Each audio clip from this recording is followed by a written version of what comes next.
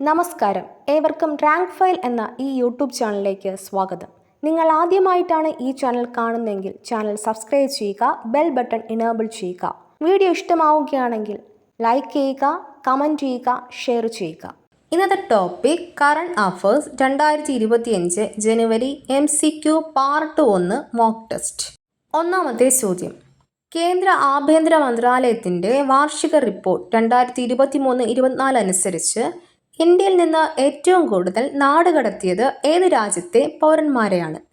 Option A Uganda, option B Nigeria, option C Bangladesh, option D Pakistan.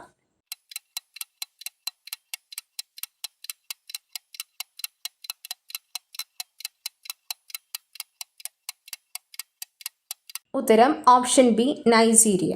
കേന്ദ്ര ആഭ്യന്തര മന്ത്രാലയത്തിൻ്റെ വാർഷിക report 2023-24 അനുസരിച്ച് ഇന്ത്യയിൽ നിന്നും ഏറ്റവും കൂടുതൽ നാടുകടത്തിയത് നൈജീരിയ രാജ്യത്തെ പൗരന്മാരെയാണ്.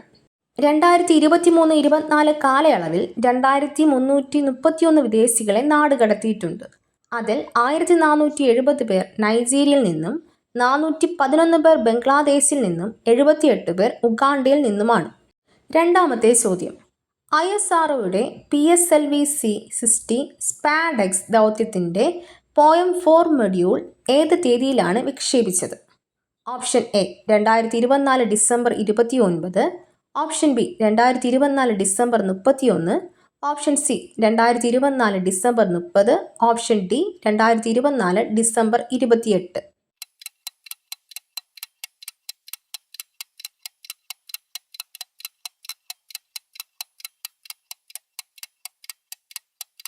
ഉത്തരം ഓപ്ഷൻ സി 2024 ഡിസംബർ 30.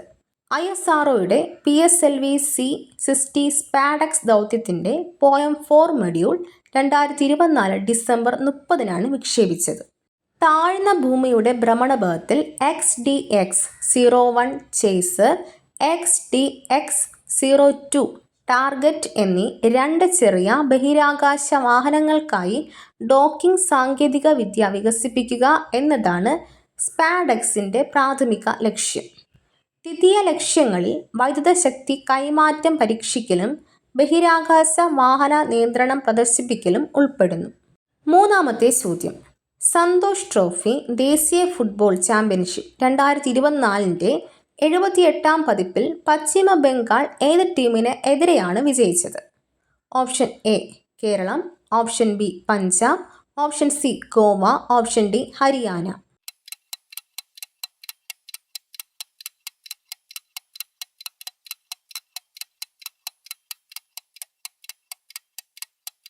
ഉത്തരം option A Keralam. Santosh trophy ദേശീയ ഫുട്ബോൾ ചാമ്പ്യൻഷിപ്പ് 2024 78ാം പതിപ്പിൽ പശ്ചിമ ബംഗാൾ കേരള ടീമിനെതിരെയാണ് വിജയിച്ചത്. ഫൈനലിൽ കേരളത്തെ തോൽപ്പിച്ച് ബംഗാളിന് 33ാം സന്തോഷ് ട്രോഫി കിരീടം. പശ്ചിമ ബംഗാൾ 2016-17ലും കേരളം 2021-22ലുമാണ് അവസാനമായി ട്രോഫി നേടിയത്. നിശ്ചിത സമയം 90 മിനിറ്റ് പിന്നിടുമ്പോൾ ഇരു ടീമുകളും 0-0 എന്ന നിലയിൽ സമനില പാലിച്ചു. എക്സ്ട്രാ ടൈമിൻ്റെ 4ാം മിനിറ്റിൽ റോബി ഹൻസ്ത നേടിയ ഏക ഗോൾ പശ്ചിമ ബംഗാളിന് 33ാം കിരീടം സമ്മാനിച്ചു. നാലാമത്തെ ചോദ്യം. ഏത് രാജ്യമാണ് ആദ്യം പുതുവർഷം ആഘോഷിക്കുന്നത്?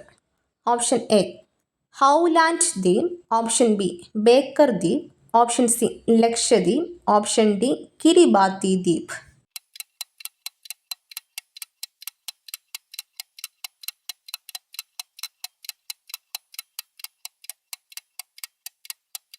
ഉത്തരം ഓപ്ഷൻ ഡി കിരിബാത്തി ദ്വീപ്. കിരിബാത്തി ദ്വീപാണ് ആദ്യം പുതുവർഷം ആഘോഷിക്കുന്നത്.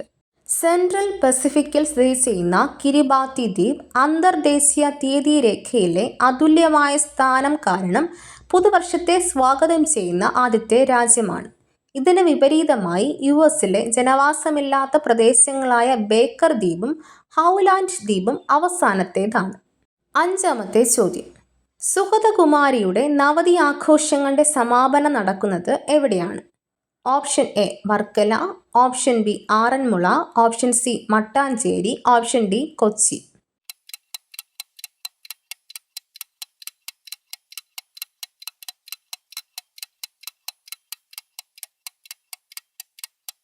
ഉത്തരം ഓപ്ഷൻ ബി ആറന്മുള.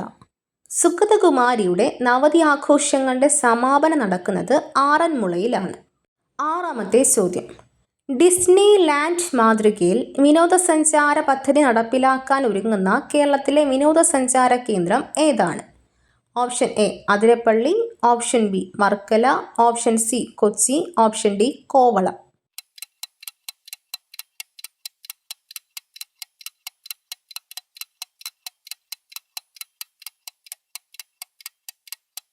ഉത്തരം option A Athirappilly. Disneyland മാതൃകയിൽ വിനോദസഞ്ചാര പദ്ധതി നടപ്പിലാക്കാൻ ഒരുങ്ങുന്ന കേരളത്തിലെ വിനോദസഞ്ചാര കേന്ദ്രം അതിരപ്പള്ളിയാണ്. മധ്യ കേരളത്തിലെ വിവാദമായ അതിരപ്പള്ളി ജലവൈദ്യുത പദ്ധതിയിൽ പരിസ്ഥിതി ആഘാത പഠനം നടത്തി നയാഗ്ര വിക്ടോറിയ മാതൃകയിൽ നിർമ്മിച്ച് വൈദ്യുതി ഉൽപ്പാദനവും വിനോദസഞ്ചാരവും സംയോജിപ്പിക്കുന്ന പദ്ധതിയാണിത്. ഏഴാമത്തെ ചോദ്യം. തൻവീൻ പിറந்த നാൾ എന്ന പുസ്തകം എഴുതിയത് ആരാണ്? Option A S Ramakrishnan, option B Kandaswamy, option C Anuradha Ramanan, option D യുവ വാസുകി.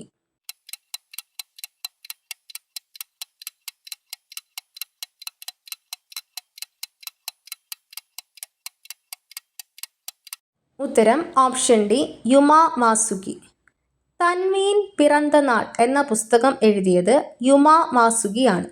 ഈ പുസ്തകത്തിന് 2024 ബാലസാഹിത്യ പുരസ്കാരം ലഭിച്ചു.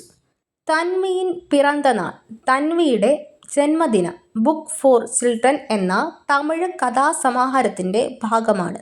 എട്ടാമത്തെ ചോദ്യം. 2025 25ാം വാർഷികം ആചരിക്കുന്ന തമിഴ്നാട്ടിലെ പ്രതിമ ഏതാണ്? ഓപ്ഷൻ എ ഗാന്ധി പ്രതിമ, ഓപ്ഷൻ ബി വിവേകാനന്ദ പ്രതിമ, ഓപ്ഷൻ സി കണ്ണകി പ്രതിമ, ഓപ്ഷൻ ഡി തിരുവള്ളുവർ പ്രതിമ.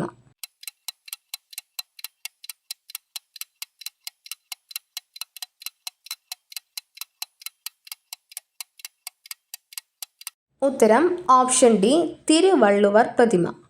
2025 25ാം വാർഷികം ആചരിക്കുന്ന തമിഴ്നാട്ടിലെ പ്രതിമ തിരുവള്ളുവർ പ്രതിമയാണ്.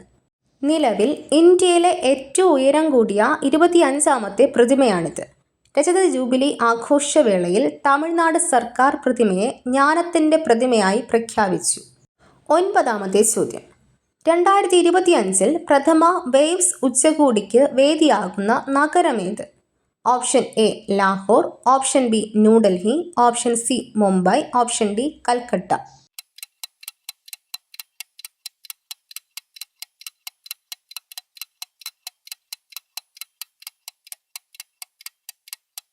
ഉത്തരം ഓപ്ഷൻ ബി ന്യൂഡൽഹി. 2025 പ്രഥമ വേവ്സ് ഉച്ചകോടിക്ക് വേദിയാകുന്ന നഗരം ന്യൂഡൽഹിയാണ്. 2025 ഫെബ്രുവരി 5 മുതൽ 9 വരെ world audio visual entertainment summit വേവ്സ് ഇന്ത്യയിൽ ആദ്യമായി സംഘടിപ്പിക്കുമെന്ന് പ്രധാനമന്ത്രി പ്രഖ്യാപിച്ചു. പത്താമത്തെ ചോദ്യം. അടുത്തിടെ SWAR speech and return analysis resorts എന്ന പ്ലാറ്റ്ഫോം ആരംഭിച്ച സംസ്ഥാനം ഏതാണ്?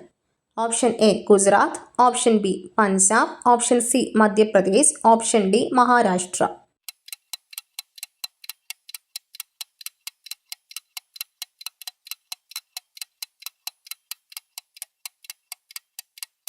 ഉത്തരം ഓപ്ഷൻ എ ഗുജറാത്ത്. അടുത്തിടെ SWAR speech and return analysis resorts എന്ന പ്ലാറ്റ്ഫോം ആരംഭിച്ച സംസ്ഥാനം ഗുജറാത്ത് ആണ്. പ്രത്യേകിച്ച് ഭാഷയോ സാങ്കേതിക തടസ്സങ്ങളോ നേരിടുന്ന പൗരന്മാർക്ക് തടസ്സമില്ലാതെ സംഭാഷണം തിരിച്ചറിയാൻ പ്രാപ്തമാക്കുന്ന ഭാഷിണി എന്ന AI സംവിധാനത്തിലൂടെ ഈ പ്ലാറ്റ്ഫോം ഉപയോഗിക്കുന്നു. 11ാമത്തെ ചോദ്യം. 2025 ഹരിവരാസനം അവാർഡിന് ആരെയാണ് തിരഞ്ഞെടുത്തത്? Option A Sreekumaran Thampi, option B KS Chithra, option C Kaithapram Damodaran Namboothiri, option D KJ Yesudas.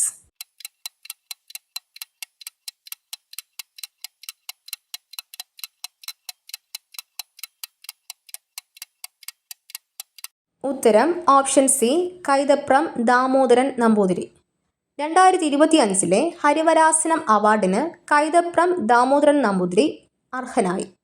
1 ലക്ഷം രൂപയും പ്രശസ്തി പത്രവും ഫലകവും അടങ്ങുന്നതാണ് അവാർഡ്. മകരവിളക്ക് നാളിൽ ശബരിമല സന്നിധാനത്ത് വച്ച് അവാർഡ് സമ്മാനിക്കുമെന്ന് ദേവസ്വം മന്ത്രി VN വാസവൻ അറിയിച്ചു. 12ാമത്തെ ചോദ്യം.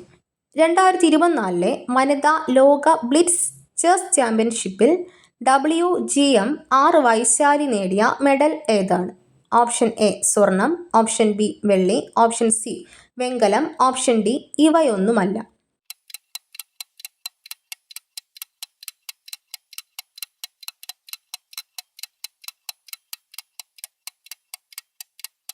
ഉത്തരം ഓപ്ഷൻ സി വെങ്കലം. 2024 വനിതാ ലോക ബ്ലിറ്റ്സ് ചെസ് ചാമ്പ്യൻഷിപ്പിൽ WGM 6 വൈശാലി നേടിയ മെഡൽ വെങ്കലമാണ്. ക്വാർട്ടർ ഫൈനലിൽ ചൈനയുടെ ഷു ജിനറിനെ പരാജയപ്പെടുത്തിയ വൈശാലി സെമിയിൽ മറ്റൊരു ചൈനീസ് എതിരാളിയായ ജു വെൻജുനിയോട് തോറ്റിരുന്നു. ഇന്ത്യ ആദ്യമായി മെഡൽ നേടിയ ഓൺലൈൻ ഒളിമ്പ്യാഡ് 2020 സ്വർണ്ണ മെഡൽ നേടിയ ടീമിൻ്റെ ഭാഗമായിരുന്നു വൈശാലി. 13ാമത്തെ ചോദ്യം.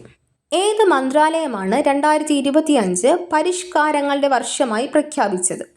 ഓപ്ഷൻ എ പ്രതിരോധ മന്ത്രാലയം, ഓപ്ഷൻ ബി ആരോഗ്യ മന്ത്രാലയം, ഓപ്ഷൻ സി ഗ്രാമവികസന മന്ത്രാലയം, ഓപ്ഷൻ ഡി ആഭ്യന്തര മന്ത്രാലയം.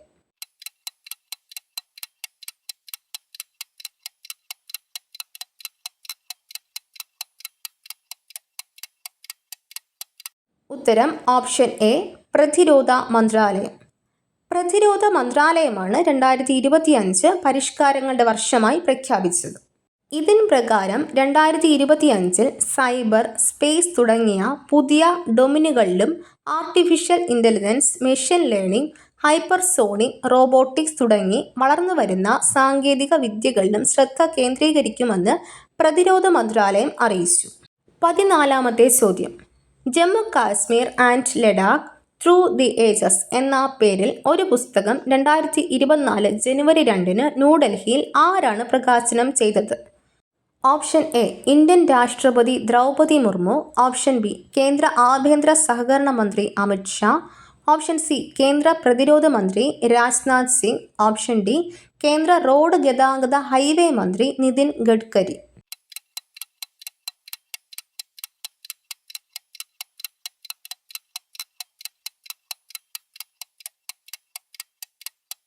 ഉത്തരം ഓപ്ഷൻ ബി കേന്ദ്ര ആഭ്യന്തര സഹകരണ മന്ത്രി Amit Shah.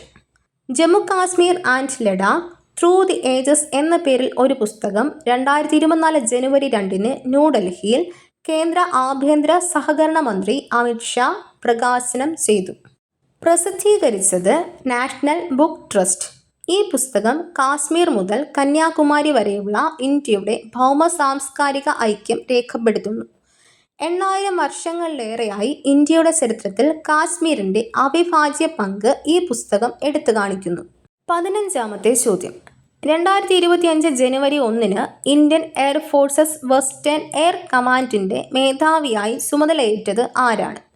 Option A air marshal Arjan Singh, option B air marshal Ramaswamy Rajaram, option C air marshal Pankaj Mohan Sinha, option D air marshal Jitendra Mishra.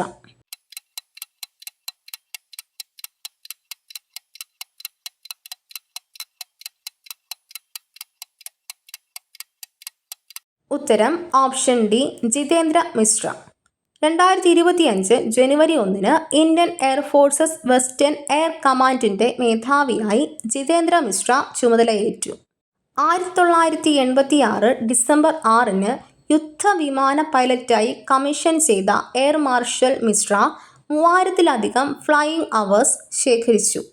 Air marshal Pankaj Mohan സിൻഹയുടെ പിൻഗാമിയായി എയർ മാർഷൽ ജിതേന്ദ്ര മിശ്ര 2025 ജനുവരി 1 ഇന്ത്യൻ എയർഫോഴ്സിൻ്റെ വെസ്റ്റേൺ എയർ കമാൻഡിൻ്റെ കമാൻഡറായി. 16ാമത്തെ ചോദ്യം. ഫസൽ ബീമാ യോജന പദ്ധതി ആരംഭിച്ചത് എന്നാണ്? ഓപ്ഷൻ എ ഫെബ്രുവരി 24, 2024, ഓപ്ഷൻ ബി ഫെബ്രുവരി 24, 2022, ഓപ്ഷൻ സി ഫെബ്രുവരി 24, 2019, ഓപ്ഷൻ ഡി ഫെബ്രുവരി 24, 2018.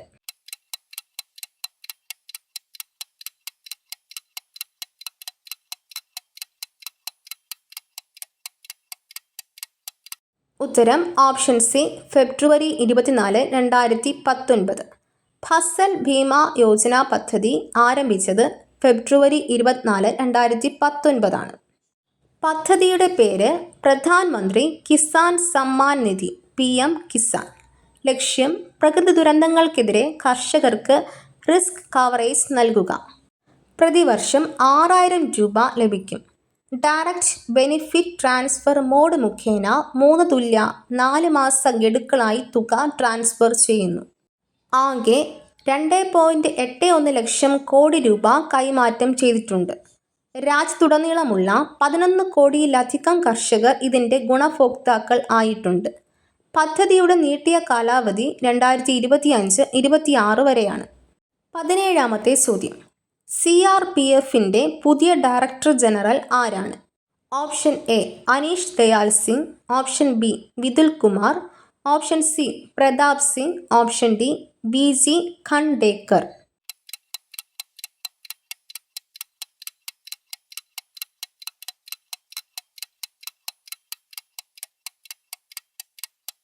ഉത്തരം ഓപ്ഷൻ ബി വിതുൽ കുമാർ. CRPFൻ്റെ പുതിയ director general Vitul Kumar.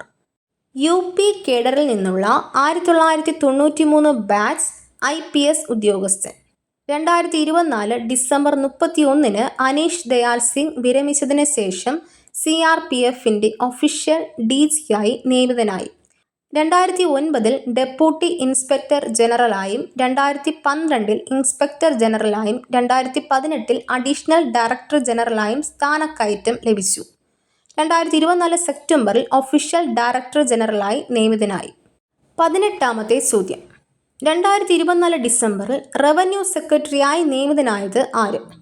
Option A Ajay Seth, option B Ajay Bhushan Pandey, option C Shaktikanta Das, option D Aruneesh Chawla.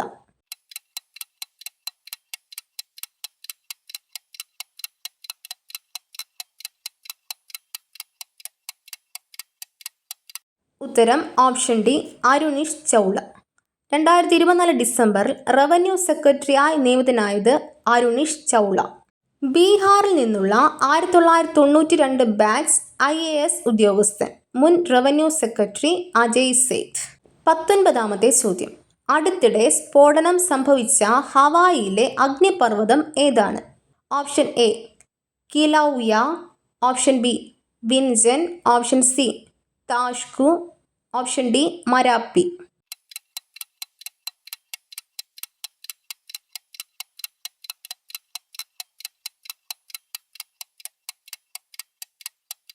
ഉത്തരം ഓപ്ഷൻ എ കിലൗയ. അടുത്തിടെ സ്ഫോടനം സംഭവിച്ച ഹവായിലെ അഗ്നിപർവ്വതം കിലൗയ ആണ്. സ്ഥിരമായി പൊട്ടിത്തെറിക്കുന്ന ലോകത്തിലെ ഏറ്റവും സജീവമായ അഗ്നിപർവ്വതങ്ങളിലൊന്നാണ് കിലൗയ. 20ാമത്തെ ചോദ്യം. അടുത്തിടെ ചൈന അവതരിപ്പിച്ച ഏറ്റവും വേഗമേറിയ ബുള്ളറ്റ് ട്രെയിൻ മോഡൽ ഏതാണ്? Option A CRH 380A, option B CRH 380BL, option C CRH 450, option D CRH 1A.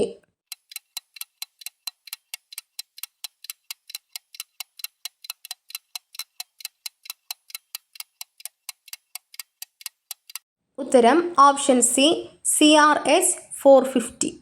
അടുത്തിടെ ചൈന അവതരിപ്പിച്ച ഏറ്റവും വേഗമേറിയ ബുള്ളറ്റ് ട്രെയിൻ മോഡൽ CRH 450. ലോകത്തിലെ ഏറ്റവും വേഗതയേറിയ അതിവേഗ ട്രെയിനിൻ്റെ പ്രോട്ടോടൈപ്പ് ചൈന പുറത്തിറക്കി.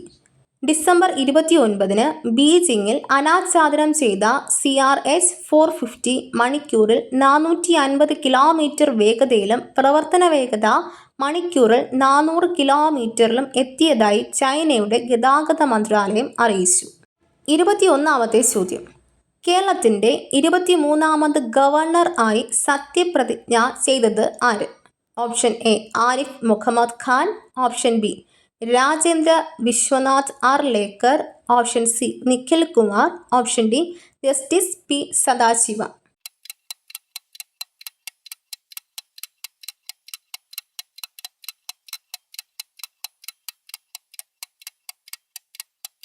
ഉത്തരം ഓപ്ഷൻ ബി രാജേന്ദ്ര വിശ്വനാഥ് ആർലേക്കർ.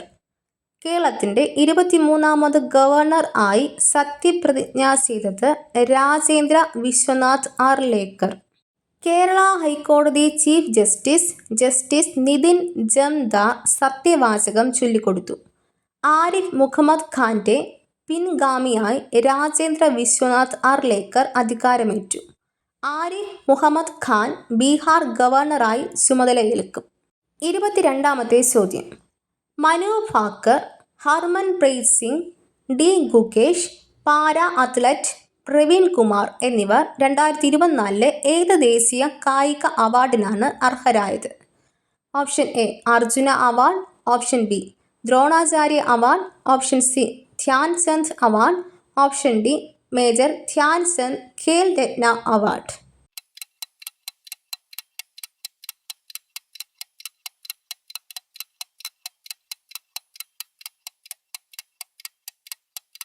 ഉത്തരം option D major Dhyan Chand Khel Ratna award.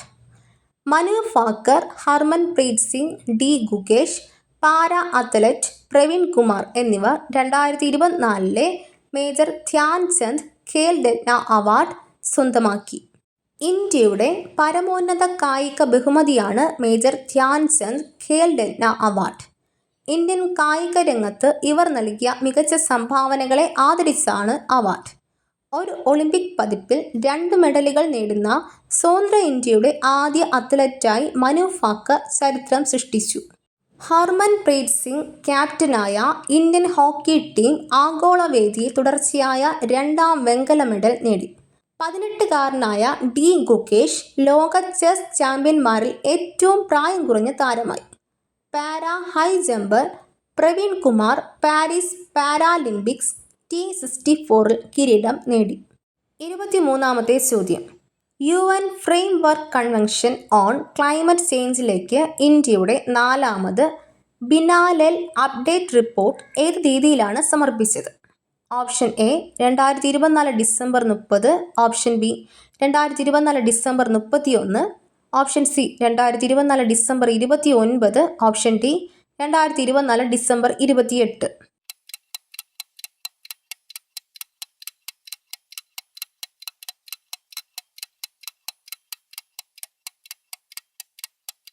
ഉത്തരം option A 2024 December 30. UN framework convention on climate ചേഞ്ചിലേക്ക് ഇന്ത്യയുടെ 4ാമത് ബിനാലെൽ അപ്ഡേറ്റ് റിപ്പോർട്ട് 2024 ഡിസംബർ 30 സമർപ്പിച്ചു.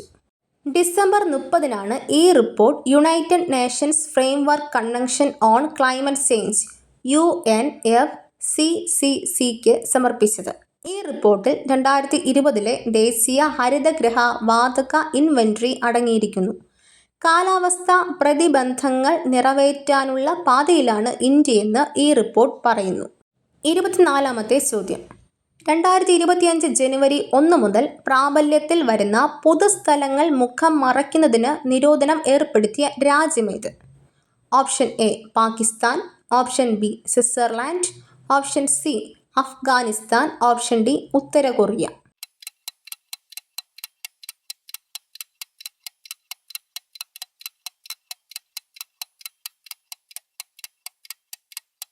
ഉത്തരം ഓപ്ഷൻ ബി സ്വിറ്റ്സർലാൻഡ്. 2025 ജനുവരി 1 മുതൽ പ്രാബല്യത്തിൽ വരുന്ന പൊതുസ്ഥലങ്ങൾ മുഖം മറയ്ക്കുന്നതിന് നിരോധനം ഏർപ്പെടുത്തിയ രാജ്യം സ്വിറ്റ്സർലാൻഡ് ആണ്. പൊതുസ്ഥലങ്ങൾ മുഖം മറയ്ക്കുന്നതിനുള്ള സ്വിസ് നിരോധനം ജനുവരി 1 മുതൽ പ്രാബല്യത്തിൽ വരും. ലംഘനങ്ങൾക്ക് $1000 വരെ പിഴ ചുമത്താം. 25ാമത്തെ ചോദ്യം. ഏറ്റവും പുതിയ നാസ റിപ്പോർട്ട് അനുസരിച്ച് 2025 ജനുവരി 3 ഭൂമിയെ സമീപിക്കുന്ന 2 ചിഹ്നഗ്രഹങ്ങൾ ഏതെല്ലാമാണ്?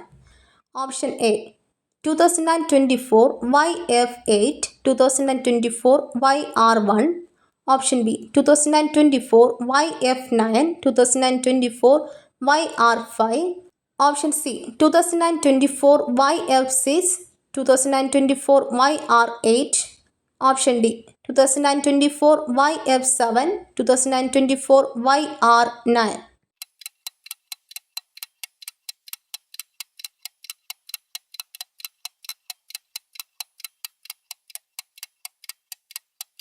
ഉത്തരം ഓപ്ഷൻ ഡി 2024 YF7 2024 YR9.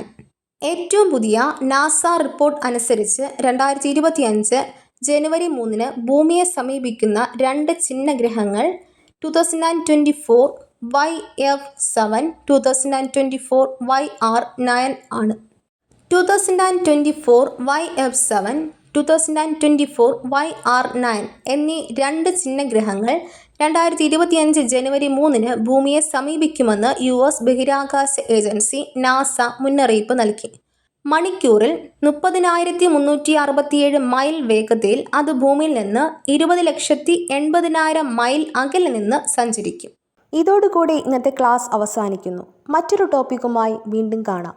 ഈ വീഡിയോ നിങ്ങൾക്ക് ഇഷ്ടമായെങ്കിൽ ലൈക്ക് ചെയ്യുക, കമൻറ്റ് ചെയ്യുക, ഷെയർ ചെയ്യുക. തുടർന്നും വീഡിയോസ് കാണുന്നതിന് വേണ്ടി ഈ ചാനൽ സബ്സ്ക്രൈബ് ചെയ്യുക, ബെൽ ബട്ടൺ എനേബിൾ ചെയ്യുക.